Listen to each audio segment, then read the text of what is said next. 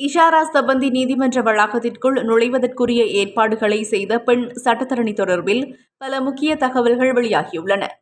பாதாள உலகக்குழு தலைவர் கனேமுல சஞ்சீவ புதுக்கடை நீதிமன்றத்திற்குள் வைத்து சுட்டுக் கொலை செய்யப்பட்டிருந்தார். துப்பாக்கிதாரிக்கு சட்ட புத்தகத்திற்குள் மறைத்து செவ்வந்தியே துப்பாக்கியை கொண்டு வந்து நீதிமன்ற வளாகத்தில் வைத்து வழங்கியுள்ளார். துப்பாக்கிச் சூடு இடம்பெற்ற சம்பவ நாளை துப்பாக்கிதாரி கைது செய்யப்பட்டிருந்தார். 245 நாட்களுக்கு பிறகு செவ்வந்தியும் ஏனைய 5வரும் நேபாளத்தில் வைத்து கைது செய்யப்பட்டனர்.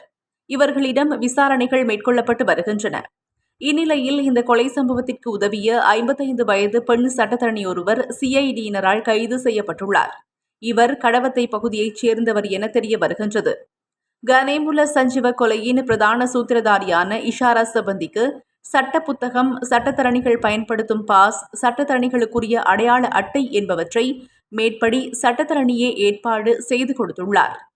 கைதாகியுள்ள சட்டத்தரணிக்கு பாதாள உலகக்குழு தலைவர் கெஹல்பத்ர பத்மேவோடு தொடர்பு இருந்துள்ளது எனவும் ஆரம்பகட்ட விசாரணைகளில் தெரியவந்துள்ளது. எனவே பத்மேவின் ஆலோசனைக்கு அமையவே இவர் கொலை திட்டத்திற்குரிய ஏற்பாடுகளை செய்து கொடுத்துள்ளார் என கூறப்படுகின்றது. சட்டத்தரணியின் வங்கி கணக்கு உட்பட பல விடயங்கள் தொடர்பில் போலீசார் விரிவான விசாரணைகளை மேற்கொண்டு வருகின்றனர்.